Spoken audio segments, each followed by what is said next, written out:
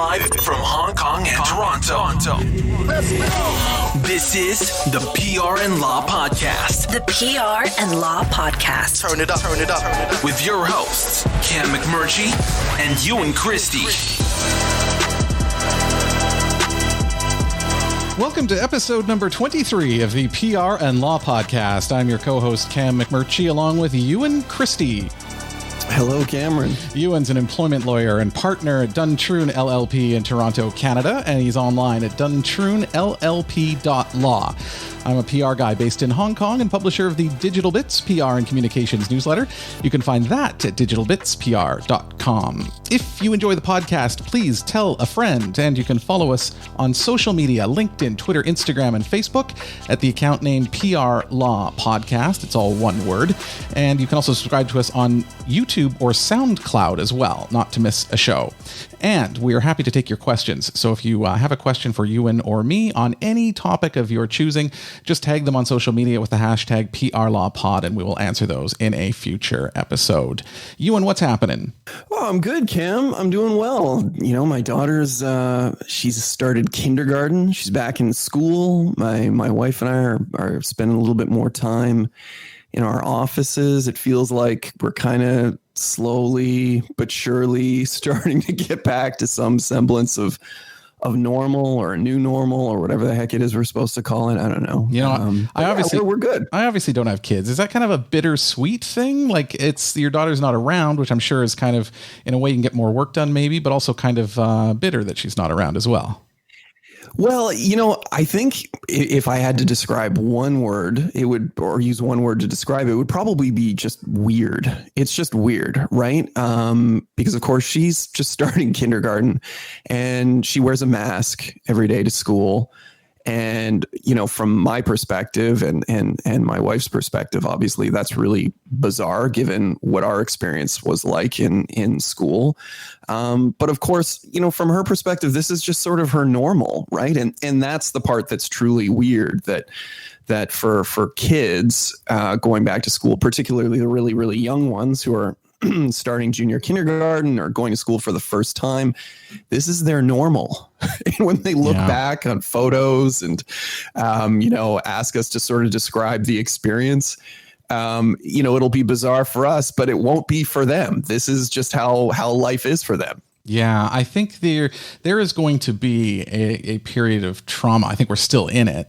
And I think that especially young people, they're going to feel this for their entire lives, you know, growing up through this and the disruption to classes.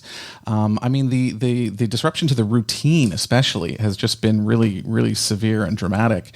And I don't think we have any idea yet what the fallout is going to be, or even to guess what it might be. Yeah, you know, it's funny. I was talking with my sister, who's an elementary school teacher, and one of the issues that she raised, which I hadn't really considered, but then after the fact was sort of reflecting and can certainly see how this would be an issue, is that, of course, everyone is wearing masks. And when you're dealing with really, really young children, of course, you know, really the main driving force of a child in kindergarten or grade 1 is the socialization, right? It's being around other children, learning how to react in certain social situations. And of course, so much of that is determined by facial cues and how people react to things that you say and things that you do. Well, when you're wearing a mask and all of the students around you are wearing masks and your teachers are wearing masks, it becomes infinitely more difficult to sort of gauge their reaction to a given situation, right? And for you or I mean, it's difficult for adults even at the best of times, but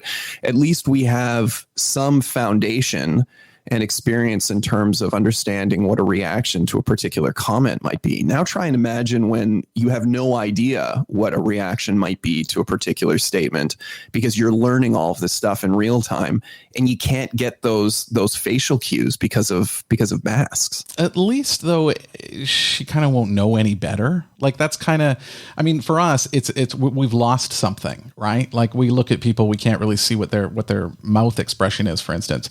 But if it's it's for kids and it's just been this way all along. I think it might be a little bit different because it's a little more common.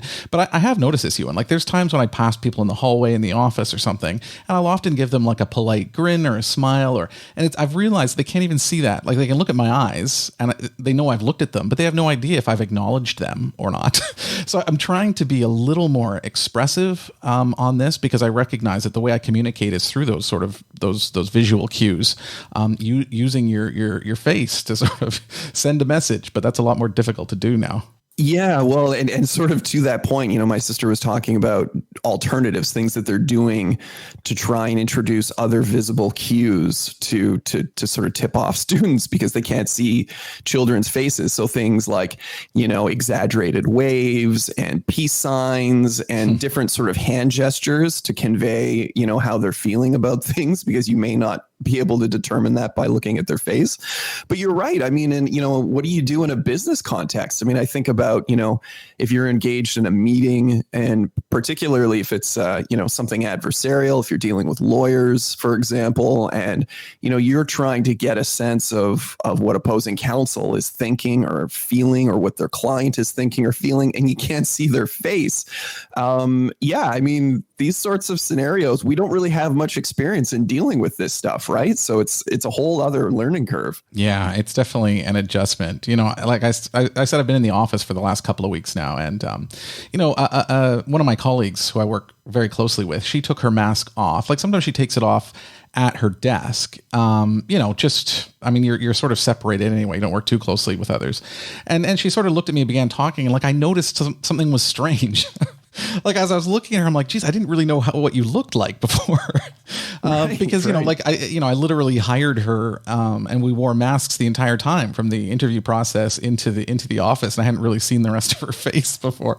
So, this is just a weird time, just in general. Wow. Isn't it bizarre? Yeah. One of the other, actually along these lines, Ewan, I had an interesting case this week in the office. So I've mentioned before that I work at Tencent, which is a large Chinese internet company that's in the news quite a bit these days. But this week, Ewan, we did what was the first one that we've done, which is I hosted a seminar internally just on sort of U.S.-China relations and where that's at these days, because obviously it's at a difficult time.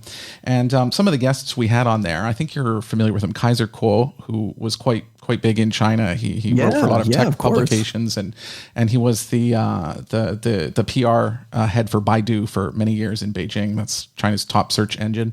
But we also had Wang Feng, who's from FT Chinese, and a guy named David Pock, who is one of the senior editors at an excellent Chinese website written in English about Chinese sort of culture called The Sixth Tone.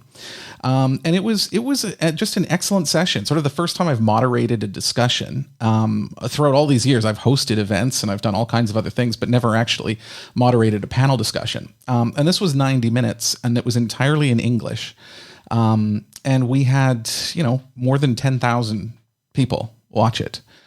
It was done live, so it's the internal audience was really large. I think it's a really good plus, and I think the one takeaway I got out of that, Ewan, is obviously the information ecosystems are very different in the U.S. and in China, and obviously the languages, of course, are very different. So it's it's kind of hard to sort of interoperate that way. But there's a lot of genuine interest inside China about how the U.S. is thinking, sort of how the election is coming up. Is Trump going to be elected again or not?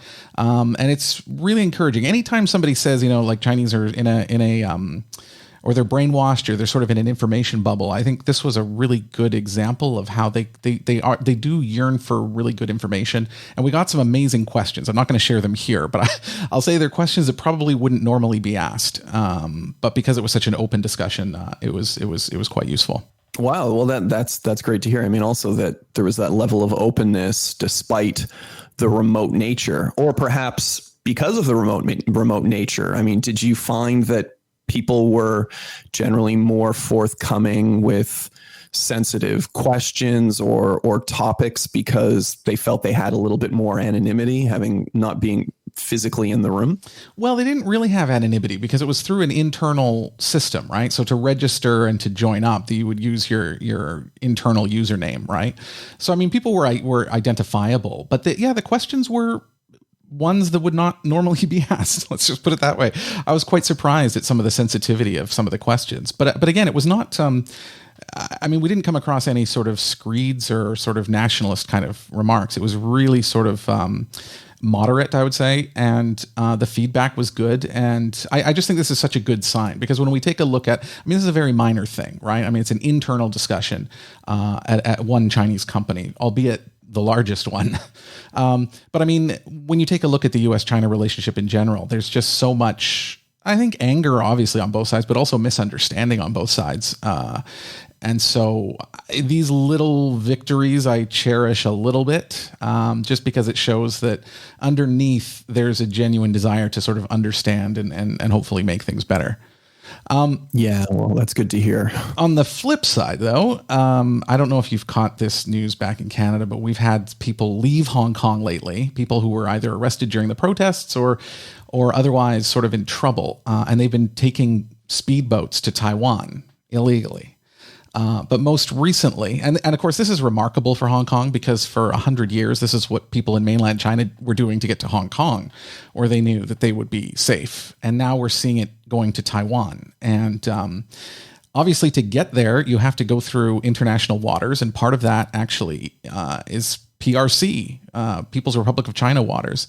And so 12 people were picked up between the ages of 16 and 33 by the Chinese Coast Guard, mainland China's Coast Guard, and taken into detention in Shenzhen. It's probably the worst possible outcome, because they now cannot exercise the rights in Hong Kong, which they would have otherwise.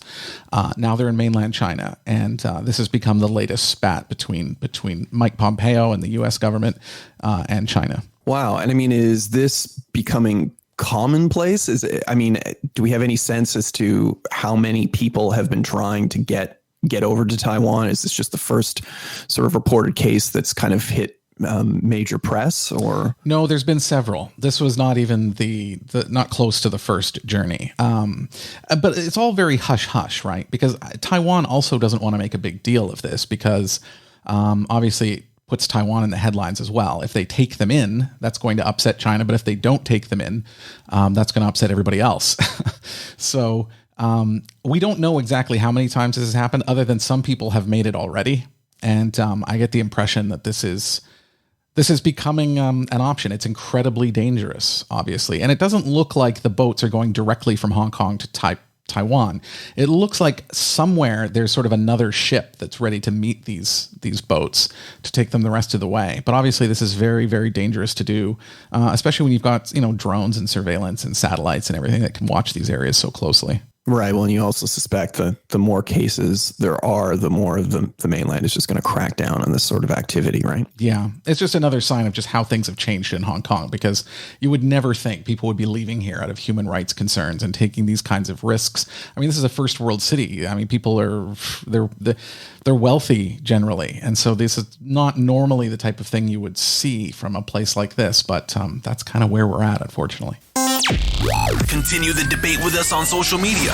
Join us on LinkedIn, Facebook, Twitter, and Instagram at PR Law Podcast. All one word, PRLAW Podcast. Send us your questions now by email to askus@prlawpodcast.com. That's all one word, askus@prlawpodcast.com. Or on social media with the hashtag PRLawPod. That's hashtag PRLAWPOD.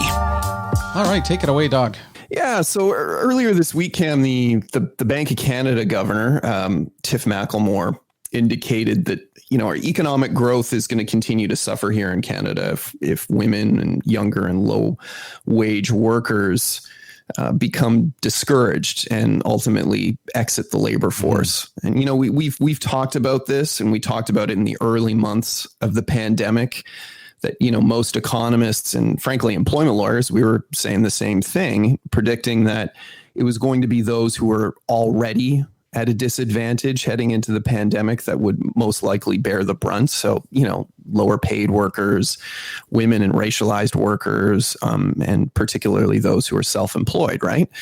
Well, if you can believe it, Cam, we now have about 6 months of pandemic data, because we're into September now, and this thing started some time ago, and the numbers they certainly reflect exactly what we feared was going to be the case.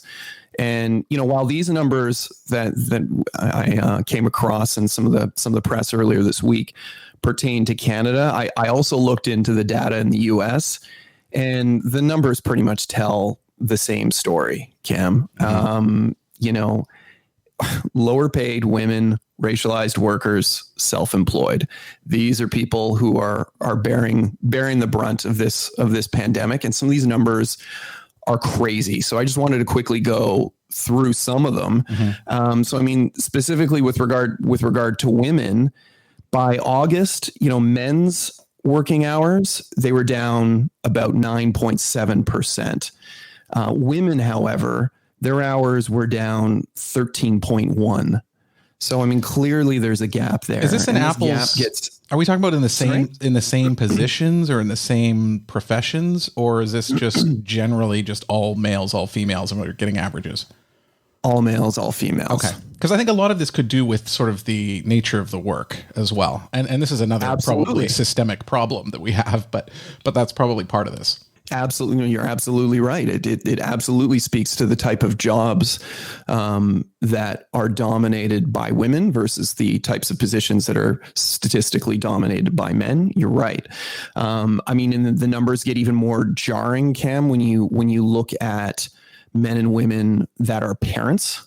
I mean, it's the parental status where things sort of really, really get kind of crazy. So, women in homes with children under the age of 6, their working hours, even by August, were down 17% compared to just 4% among men.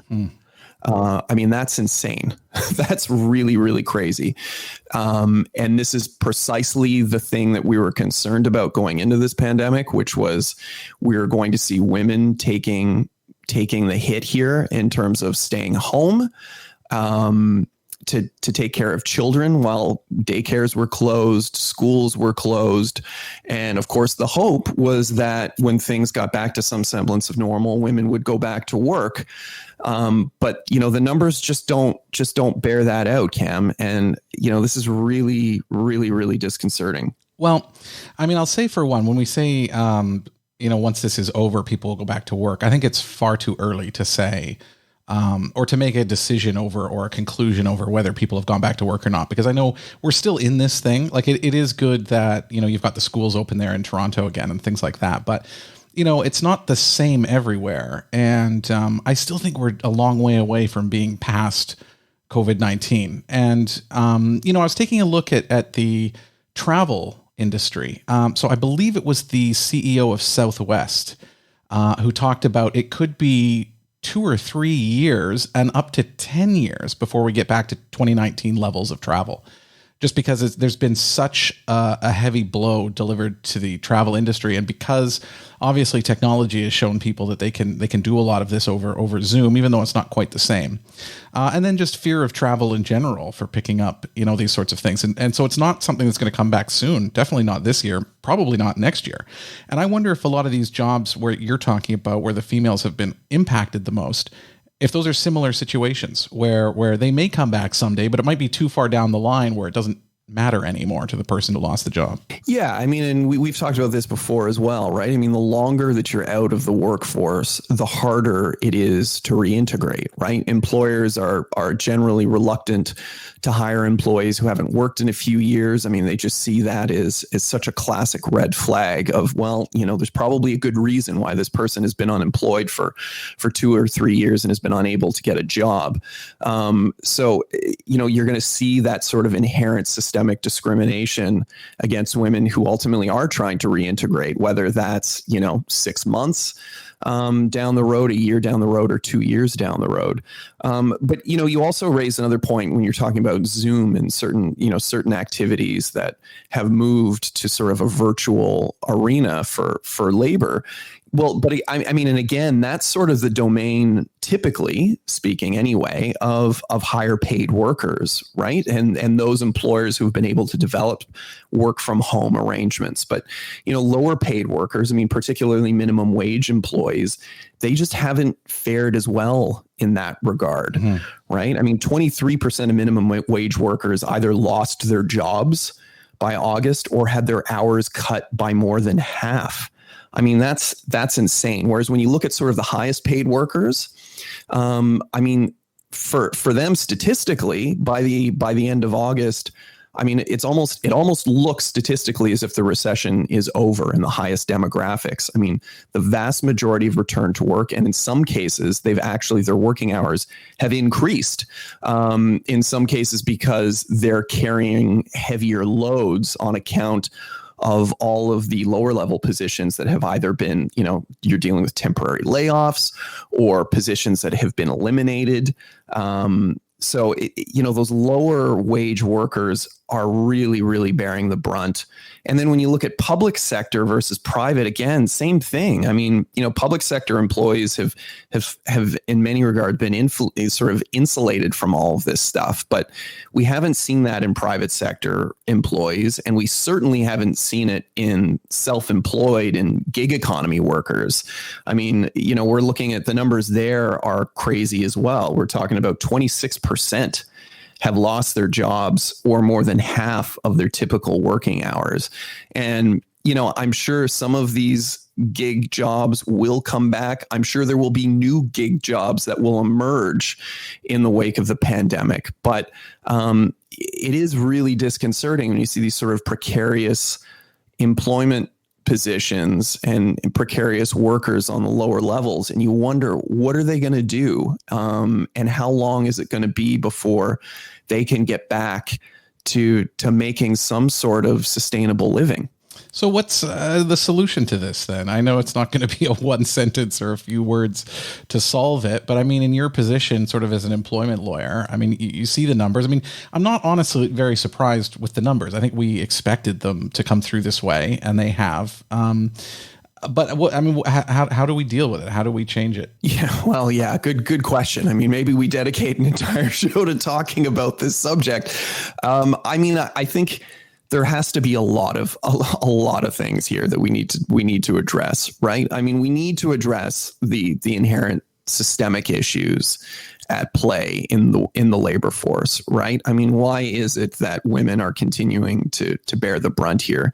And when we look at racialized groups, again, the same thing sort of presents itself, that racialized groups are being impacted and hit much, much harder than non-racialized groups. I mean, again, these pertain to sort of systemic inequality within the labor force. So I think in terms of addressing that, we're going to need to see, a mix of things. We're going to need to see governments try and introduce policy and legislation to address it somehow. And, depending on where you fall politically, I mean, some politicians suggest that the solutions to that are things like, increasing minimum wage, paid sick days, and extending eligibility for unemployment benefits, those sorts of things.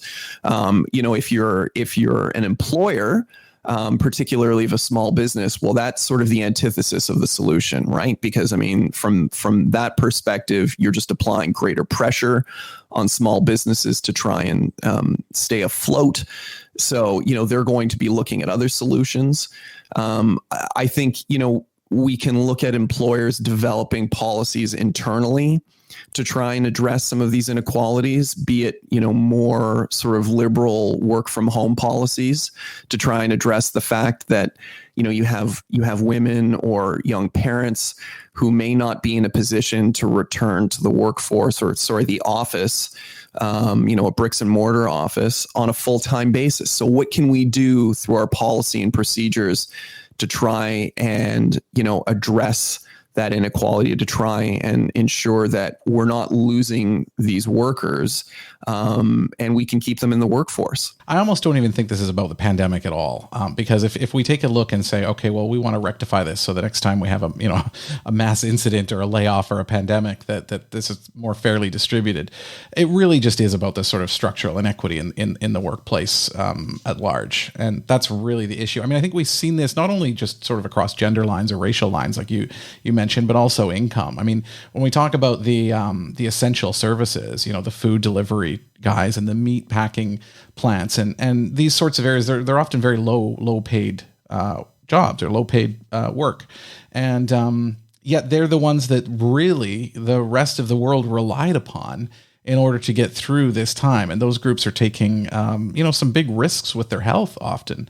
So, these are big problems. I think that the pandemic sort of brought to light. And then the other one, which you sort of touched on, about technology, I think, we've seen the technology companies, Google, Amazon, Apple, post, record profits. I mean, this has literally been good for their businesses, the pandemic, and it's really sort of exacerbated that have and have not sort of society that's growing in the United States, but also by extension elsewhere as well. And I don't know, to me, when people say what is the biggest issue, obviously, climate change is there, but to me, this is the one that we need to focus on, which is this wealth gap, because it's getting worse and worse.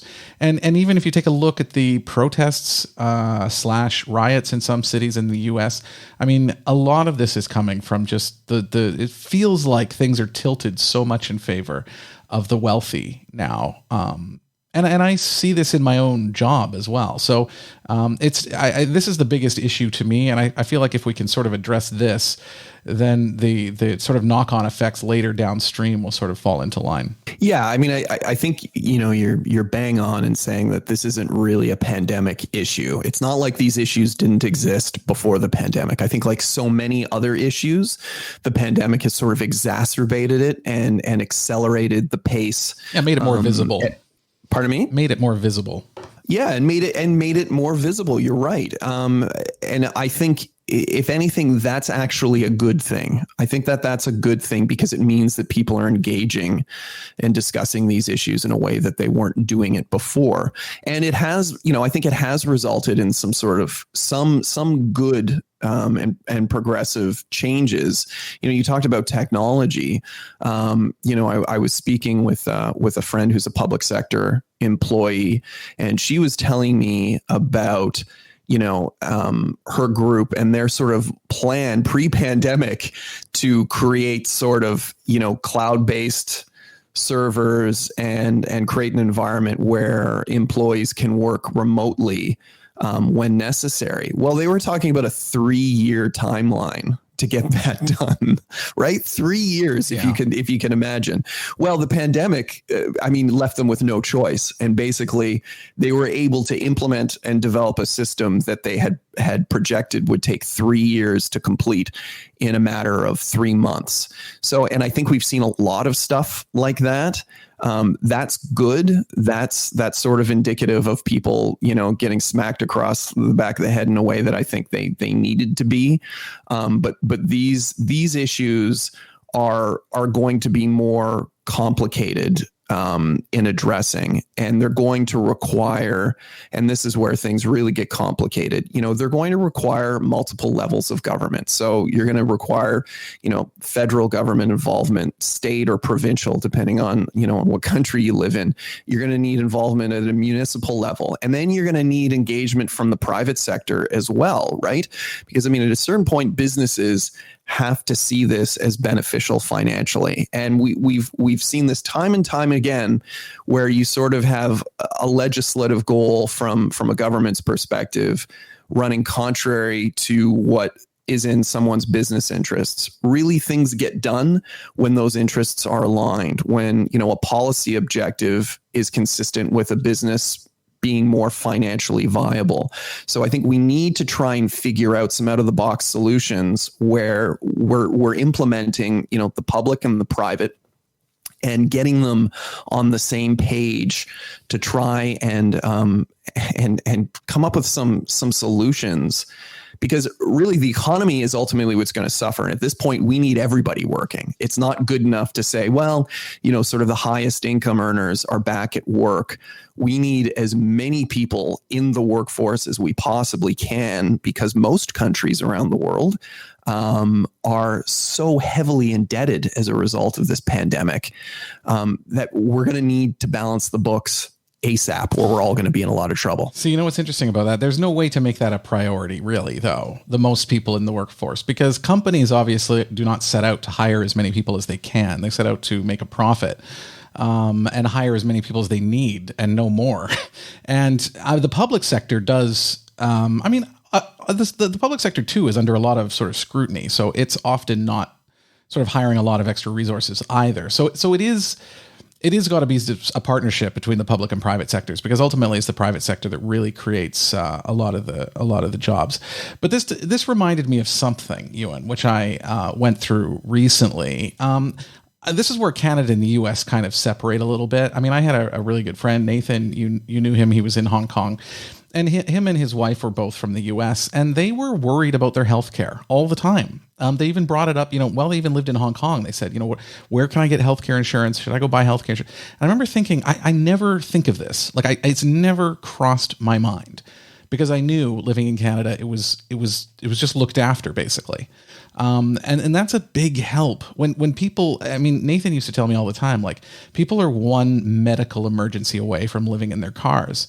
And that can be true, And I thought again, because I had a muscle issue in my leg recently, and right now, I've switched jobs recently. I do not have a medical card for my new position, but I went to a private tier 1 hospital, and I went in there, and they took me in, and they gave me an injection. And then they gave me some muscle relaxants and some anti-inflammatories and some painkillers. They did an X-ray. All of this sort of stuff, basically instantly. And then I got a bill of 1,600 Hong Kong dollars, which is $250 maybe US. That was at a top flight private hospital. If I'd gone to a public hospital, I could have had the same thing for 150 Hong Kong dollars, which is about $20 US. And this is as a non-resident. This is if anyone lands in Hong Kong and just decides to go to the hospital. This is what you will pay. And again, I thought, geez, I feel even lucky to be here to have that kind of healthcare as well. And when you have this, be it Canada or Hong Kong or elsewhere, it does take a lot of that stress away.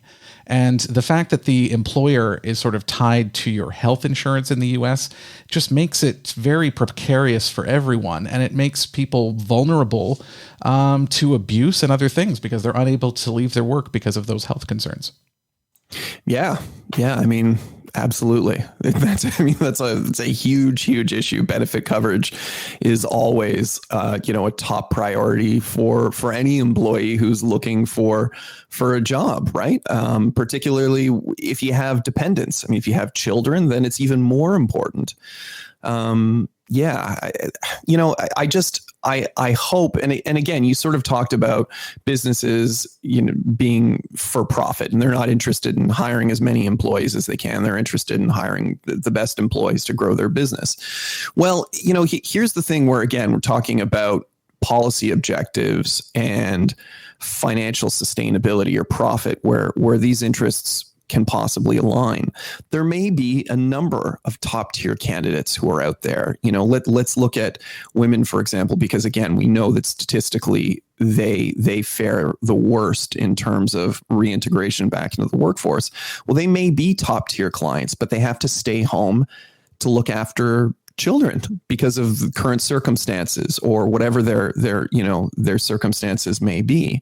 Well, if there is an employer out there who has now developed a platform to enable a number of workers to work from home, all of a sudden they now have access to that employee, because perhaps that employee who couldn't physically go into an office can work perhaps on a part-time basis, maybe even on a full-time basis, but can do so from home.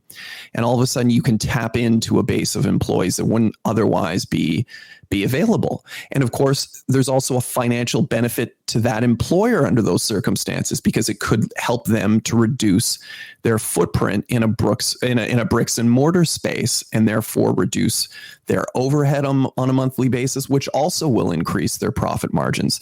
So I do think that there are ways that, businesses can sort of create efficiencies that align with reintegrating and sort of tapping into an employee base that they may not otherwise have access to. Show your support to the PR and Law podcast by making a one-time donation or setting up a subscription with us on Patreon. Every little bit helps us keep the lights on and bring the show to you each week. If you'd like to chip in, please visit prandlawpodcast.com. That's prandlawpodcast.com. Click support the show. Thanks for helping us out. All right, I'm kind of excited today, Ewan, because I want to talk about some PR issues that are happening in mainland China. So these are probably not issues that our audience is going to know well, but I think it's kind of interesting what's going on there. And it revolves around food delivery. So Ewan, you're in Toronto. I assume you guys have Uber Eats. Do you have other ones there, like DoorDash or anything like that? Yeah. And there's Foodora, which we've talked about on the show before. There's a number of them. Yeah, I mean, we've got a couple in Hong Kong as well. We have Uber Eats, we've got Food Panda, and we've got Deliveroo. Food Panda and Deliveroo obviously being global companies now, operating in many, many countries. China, though, mainland China, there's two big players there. So food delivery has been going on for more than 10 years up there, but it has really consolidated and it's now very sophisticated. It's the number one food delivery market in the world. It's expected to generate $45 billion this year in 1 year. So it's about double the size of the US food delivery market. But it is changing. So 5 years ago, about 63% of online food delivery app users were white collar workers and 30% were students. And that's obviously changing. China's getting much more competitive. There's a lot of large sort of local companies there and international companies as well. So if we fast forward to this year, actually it's white collar workers that are at 83% of the food delivery market, and they're calling out for delivery regularly. So people are relying on delivered meals more often throughout the week. So 35% of delivery app users order food 1 to 3 times a week.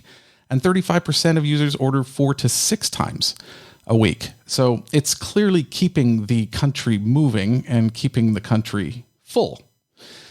The two main companies there, Ewan, I don't know if you're familiar with them. One is Ele.me and the other one is Meituan.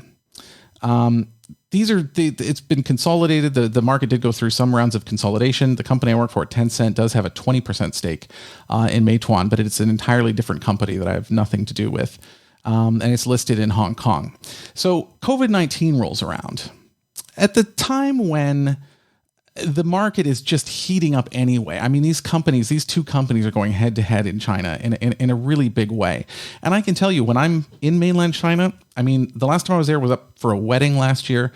And it was, in China, they'll do a banquet around noon often. So we went to the banquet, and of course, I'm the only foreigner there, and I badly needed a coffee that day. And somebody suggested, just use Ele.me and get a Starbucks latte. And it came in 10 minutes. I was really impressed. Wow. And I was not even at an apartment. I was in a ballroom somewhere. But it was delivered fast. I mean, it's remarkable how fast it is now up there. Usually 30 minutes is the guarantee that it'll be at your house. Anyway, so Meituan added 336,000 new drivers in the first 2 months of this year. Think about that. What? 336,000 new drivers in 2 months. So that's not including the drivers that they already had. And then for delivering, if you can get your order delivered on time, your sort of stipend or your bonus is about 7 renminbi, which is about a US dollar, $1. And so there are some drivers that make 10,000 RMB per month, which is about $1,400 US a month. And that is actually a lot. in mainland China. That's not a bad salary. Mm-hmm. In fact, it's higher than the averages in Shanghai and Beijing. But as expectations have grown, delivery times fall, more people ordering during COVID-19 has led to some pretty big problems.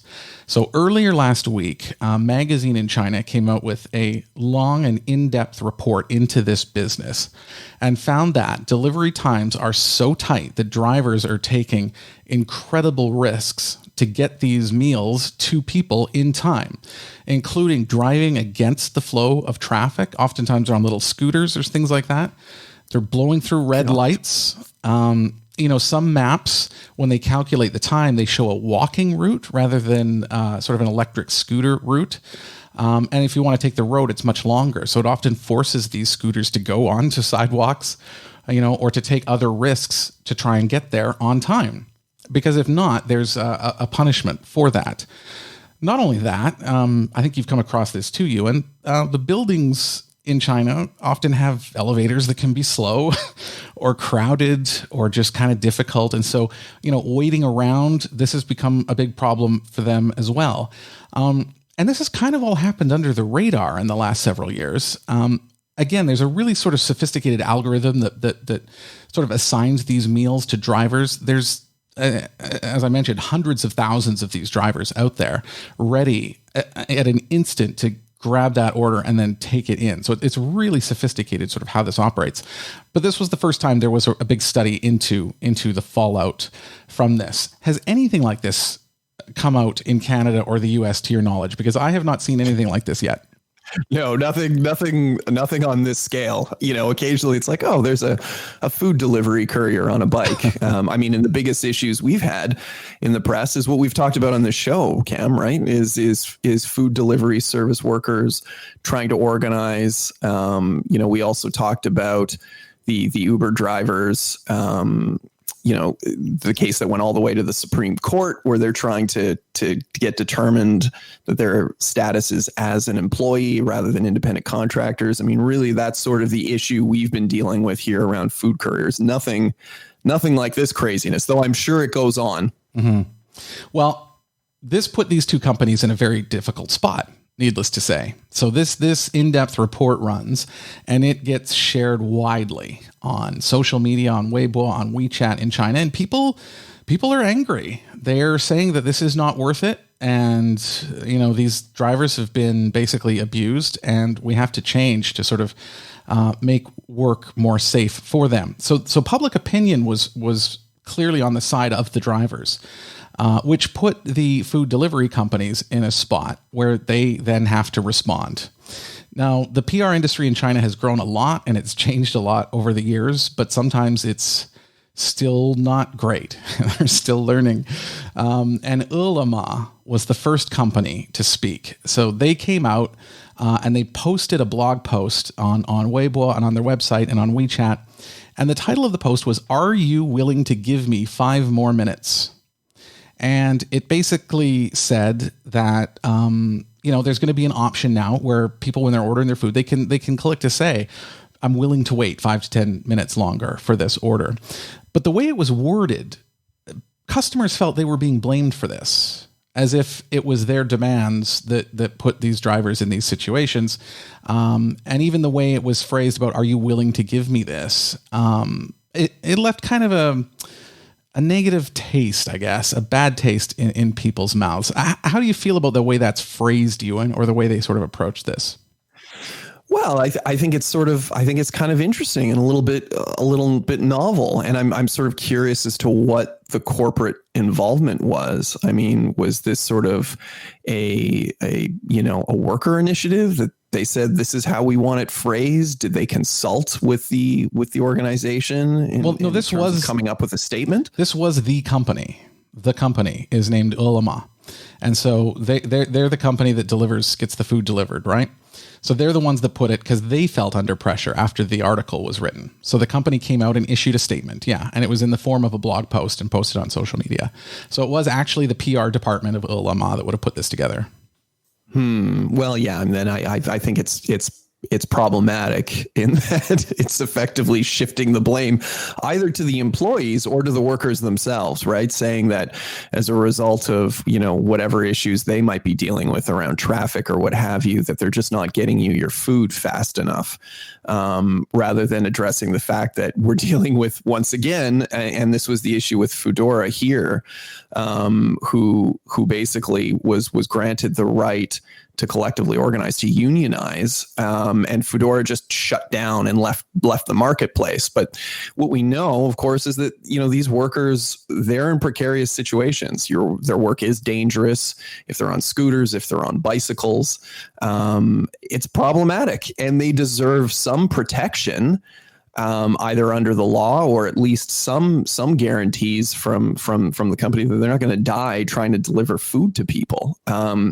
So do I think that, that's going far enough as a company to simply say, well, are you prepared to wait 5 minutes longer for your food? I mean, I don't know. I guess it's sort of a unique approach, but it strikes me as inadequate from a corporate perspective. Yeah, that was the feeling in China too. There was blowback to this. I think number one, because it looked like the customers were being blamed for this. And then number two, they felt it didn't address the root cause of this at all.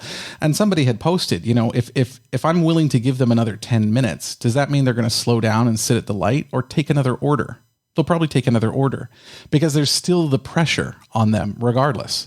And the interesting thing with this, I thought, is I do think part of the blame is with the customer. That's my own personal opinion, because there is now an expectation that food is delivered at this time, and people who don't get their food on time usually are quite expressive, shall we say, about the wait.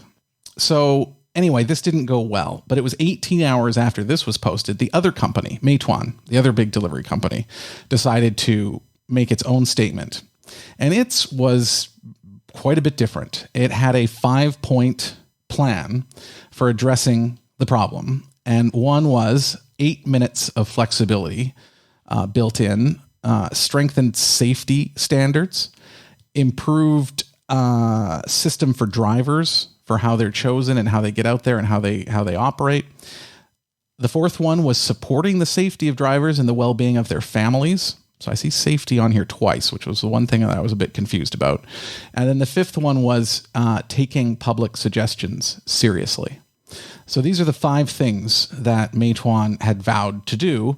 And what was interesting is there were a number of comments in Chinese media and on Chinese social media about the fact that Meituan did have the benefit of watching Ulama go first and make its disastrous statement before it came out with its own, which was much more highly regarded and I think a little more to the point, because I think if we stand back, this kind of a scandal can happen, obviously, to any company. And it came out of the blue.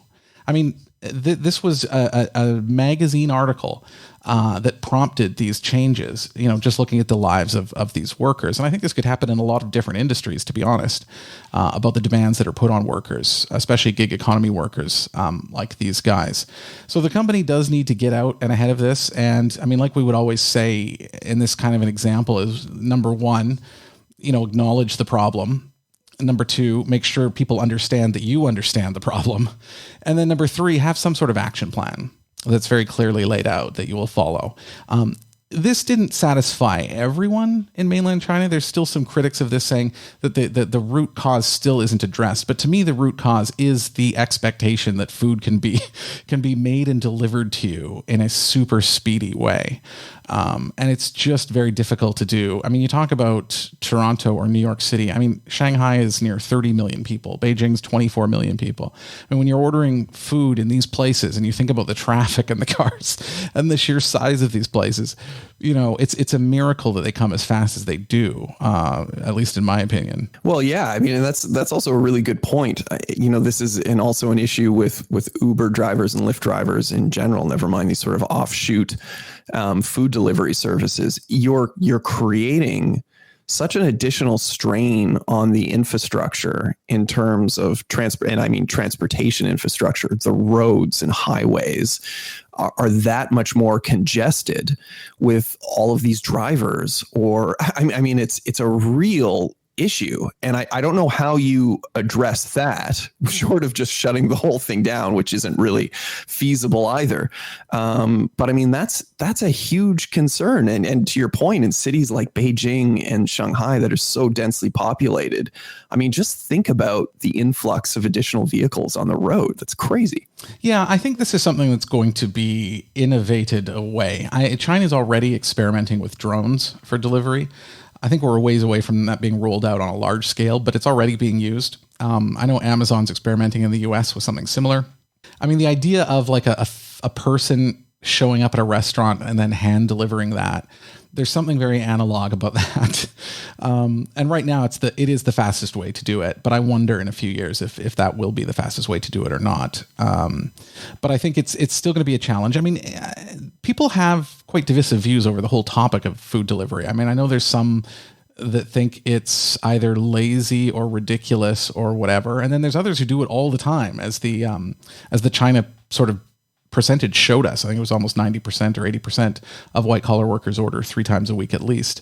But I think during COVID-19 in particular, there was sort of a move to support these restaurants, because obviously a lot of these were either shut down for a while or they had some sort of severe restrictions over how many people could dine in. And so ordering was a way to patronize these businesses and keep them going. But I mean, there's a downside and a fallout to everything, and it is this. And you know, we have a good friend in Beijing, Yuan, named Trevor, who actually runs a bar in Beijing, and he has complained to me vociferously about his elevators not taking forever to come and get him because it's filled with guys delivering food and going back downstairs. Like, they're around a lot, so it's become a real common thing for people to do. Yeah, that's a problem. You know, of course. Also, and not to completely flip the argument, but, you know, do people not cook at home anymore? I mean, maybe this is sort of a total old school perspective. And, you know, as you know, I really enjoy cooking. But you have control over what you're cooking. And again, I think that's just one of the concerns and you see this so much among younger generations that don't do any cooking at home. I mean, I remember working with some of the younger lawyers I worked with, and some of these younger lawyers, they're literally ordering food for dinner every single night. And not because they're stuck at the office, but just because that's their norm. And they might go to a grocery store, you know, on the weekend and maybe cook one meal kind of thing in a given week from home.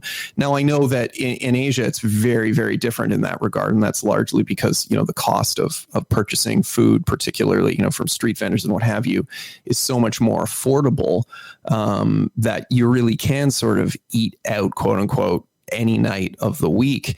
But I mean, I don't even know how people in North America can afford to do that on any given night. Where yeah, no food kidding. Isn't coming to you that cheaply, but that for whatever reason culturally is deemed to be a priority, that I'm not going to buy groceries and cook at home.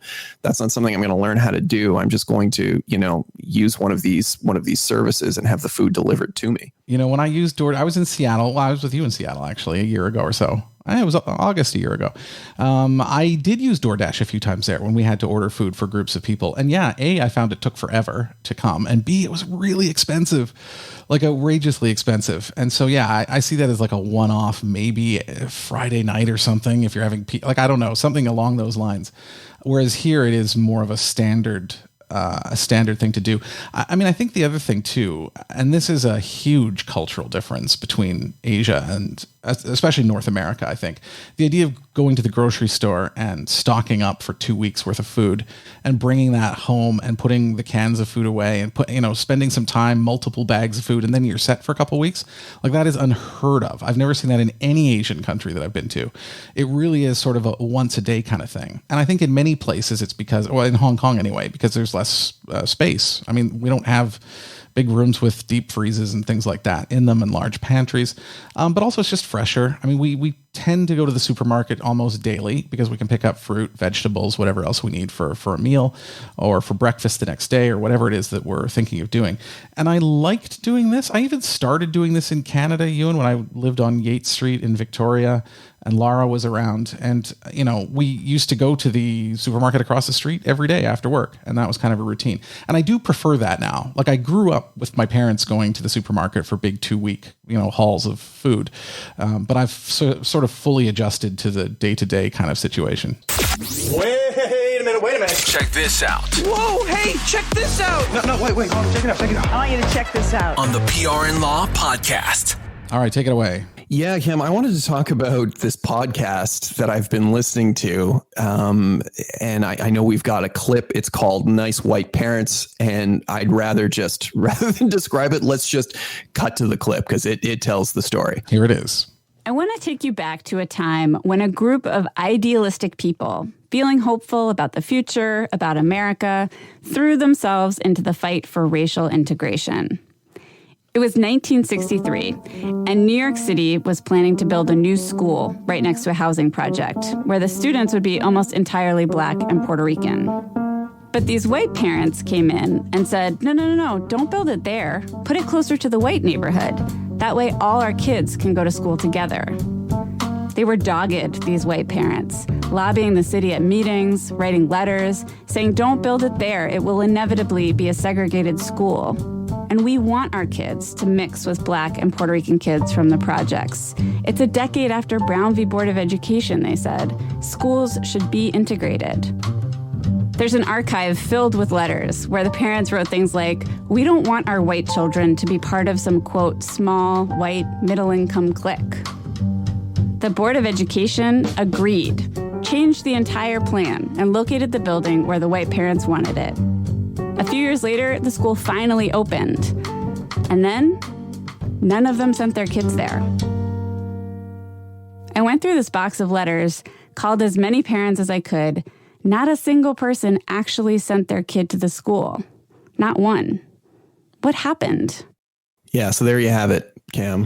Sounds interesting. Yeah, really, really interesting podcast. I've kind of bombed through it. It's only, I think, 5 episodes. And I don't think you have to be a parent to be interested in this.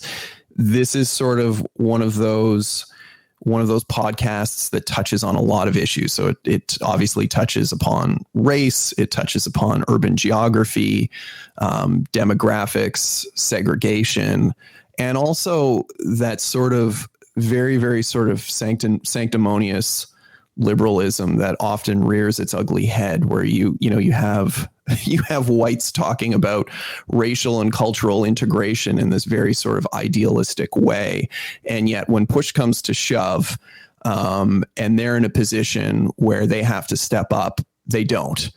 And this podcast sort of faces those issues head on and in some very awkward and uncomfortable ways. Some of the interviews throughout the podcast will make you very, very uncomfortable, but also very, very thought-provoking. I think it's well worth everybody's time. And what's it called? It's called Nice White Parents. Okay. And this is part of Serial, is that right? Because I know the New York Times purchased Serial. Yes, so this is part of sort of the Serial New York Times stable of podcasts. It is. And it's hosted by Chana Jaffe-Walt. I hope I've pronounced that right. And as she points out early in the show, she herself is white, and she sort of stumbled upon this topic for a podcast while she was looking for schools for her own children to attend. Interesting. Yeah, no, that's definitely something I'm going to take a look at. Speaking of podcasts, I know I mentioned a few weeks ago the Tracy Lord story about the 1980s porn star. And the podcast Once Upon a Time in the Valley. I listened to a couple episodes this weekend. There's one episode left. It's going to be the epilogue episode, which comes out on Tuesday. So I'm looking forward to wrapping that one up. But it's been great, kind of like a guilty pleasure. But the main thing I wanted to mention today, I hate to do this, other than this was recommended by so many people and it was shared so widely on Twitter. I really do want to read it. I just haven't had moment yet. And it's written by a guy named David M. Schell. And the title of his essay is "Why Are Conservatives Obsessed with Pedophilia Right Now?" Now, this sounds... Sorry, what? Why are conservatives obsessed with pedophilia right now? And when you look at this, you think, okay, this is kind of an incendiary headline.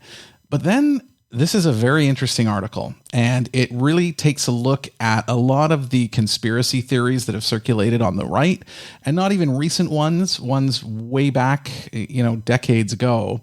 The most recent being sort of the Pizzagate conspiracy. You and I think you're familiar with this, of a DC pizza shop, that there was a belief that Hillary Clinton and her husband were running some sort of pedophilia ring in the basement. So it's these kinds of conspiracies, and generally the thought that, well, these pedophilia sort of conspiracies surface in these rumors on the right, nobody's ever calling for something to be done about it. That there is sort of this blasting of liberals believed to be part of this, but nobody sort of starting a charity or asking for donations to end pedophilia and things like this. It's a long article. It's been highly recommended. I've read just a little bit of it, and I'm looking forward to going through the whole thing. I've kind of saved it for when I have some time to go through it. But it looks excellent and very unique as well. So that's my contribution today. Okay. And yeah, that is a pretty incendiary title. I guess the almost sounds clickbaitish. It does. It doesn't. Yeah. And normally when you see something like that, you think it must not be very good. But I think this one's a little bit different. And I guess the lawyer in you, does that sound like, do you think of sort of things like libel and stuff like that? I mean, no one's named in this headline, but does that do you sort of read things that way? Always. But again, titles like that, regardless of where they fall on the political spectrum, just kind of they bother me in general, particularly as you sort of expanded on what the article actually addresses, because I don't really think that's to the benefit of anyone. And I think I really don't. And it's precisely the sort of thing that, that sort of left-leaning individuals criticize the right for, and then to sort of step up and effectively characterize an argument or an article in the same way. I don't really think anything good comes from these sorts of titles or headlines on either side of the political spectrum. I mean, let's sort of get down to the brass tacks and what are you talking about? Now, I mean, it sounds like there's an interesting article in there somewhere. But yeah, I don't know about the title. Yeah, the only thing I'll say with the title, and I mean, again, as a former journalist, clickbait drives me crazy, but I feel like this title is backed up in here. So I would give it a shot before completely criticizing it, because there's a pretty strong case made. Anyway, there's during the week it's crazy. Like I come across articles or podcasts or whatever it might be, and I think I'm going to flag that for the show, and then I end up not flagging it for the show. I've got to really sort of set up a system where I don't lose these things, because there's always a lot of really good stuff to talk about and to recommend. Yeah, I agree. Right. I mean, this is sort of just the information overload. Yeah. This is the internet and Twitter. You come across so much stuff. It can be overwhelming sometimes. Yeah, for sure. And there's a lot of really good quality content out there too. Like people say, well, there's a lot of crap out there. Like, yes, that is true, but there is a lot of signal within the noise, that's quality. And, it's the one thing, this is the one area of my life where I really overspend. Like I subscribe to a lot of news organizations. And one reason is that I was a journalist. I work in PR. So obviously there's sort of a link there.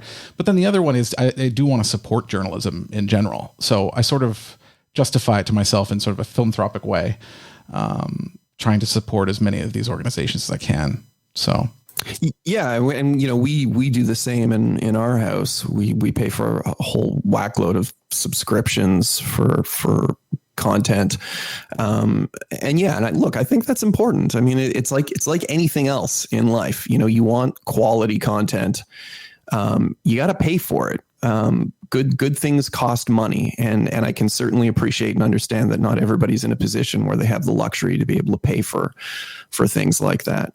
But for those who can, pay for your content, folks.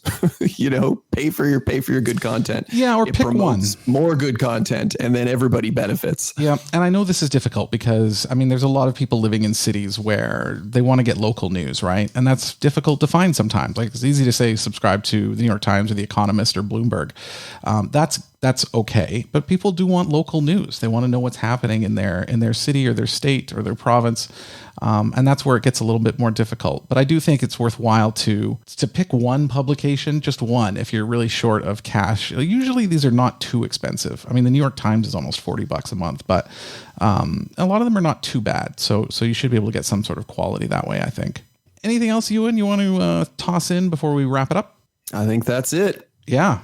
Good discussion today. Touched on a lot of different things. So yeah, thank you everyone for joining us. Don't miss a show. Please subscribe in your podcast app of choice, or you can subscribe to our YouTube and SoundCloud channels as well. And you can also get a heads up on social media because we post new episodes to Facebook, Instagram, Twitter, and LinkedIn. And you can find us on those at PR Law Podcast, all one word, PRLAW Podcast. I don't think I need to spell out podcast. Don't forget questions as well. I probably don't need to spell PR Law either. Don't forget any questions. Just tag your questions with the hashtag PRLawPod and we will answer in a future show.